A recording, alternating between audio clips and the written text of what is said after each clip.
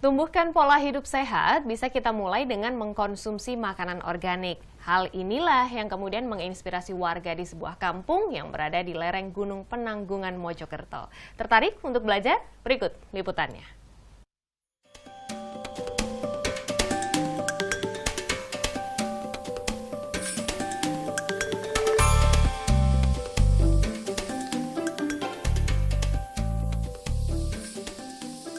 Sekilas, tak ada yang beda dari aktivitas warga di Desa Penanggungan Kecamatan Trawas, Mojokerto ini. Bertani dan berkebun. Profesi inilah yang ditekuni mayoritas warga desa di kampung ini. Tapi, semua berubah sejak tahun 2007.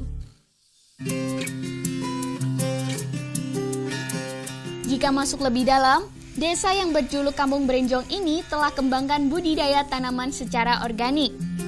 Ya, mereka bertani dan berkebun tanpa menggunakan obat dan pupuk kimia.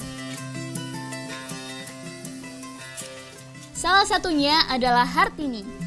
Sejak 2012 lalu, ia mengikuti warga di kampungnya bertanam sayur secara organik. Selain bayam, di greenhouse miliknya juga ditanam sawi, terong, dan beragam sayuran lainnya. Meski hanya mempunyai lahan yang sempit, tak kurang ia bisa hasilkan sayur hingga Rp300.000.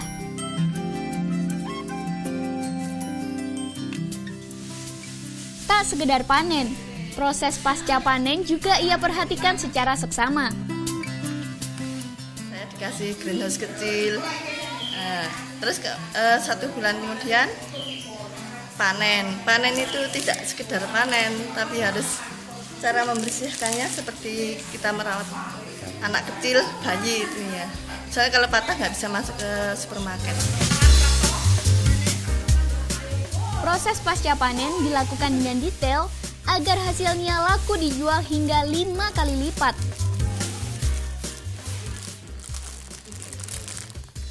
Setelah proses panen dilakukan oleh ibu-ibu dari komunitas sayur organik Brenjong Desa Penanggungan, proses yang terakhir yakni pengemasan atau packing.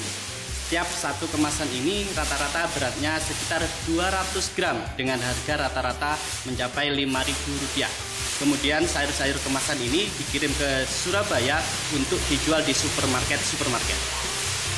Tentu saja dengan adanya komunitas sayur organik ini bisa membantu perekonomian ibu-ibu yang ada di Desa Penanggungan ini. Metode organik diterapkan di kampung ini sejak tahun 2007. Awalnya hanya 1 orang, lalu menyebar ke seluruh penjuru kampung. Tak kurang ada 100 warga yang tergabung dalam kelompok Brenjong ini. Selain produksi, komunitas ini juga salurkan hasil panen ke sejumlah supermarket di Surabaya. Sebagai solusi kita mencoba untuk menanam sendiri.